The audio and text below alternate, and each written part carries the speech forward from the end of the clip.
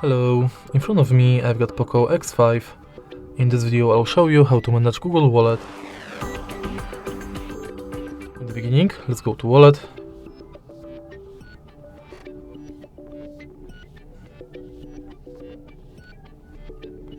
Tap View Wallet button.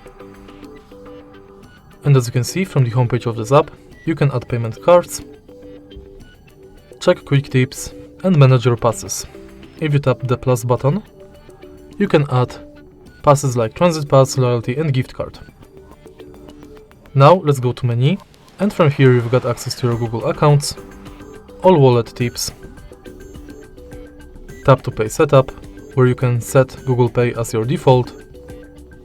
Set up payment card, check if NFC is on, if you've got a lock screen set and if your phone meets security requirements.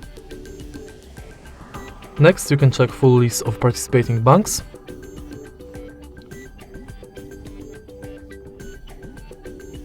And manage your passwords in Password Manager. Then you can go to Your Data in Wallet, where you can manage payments data and passes data.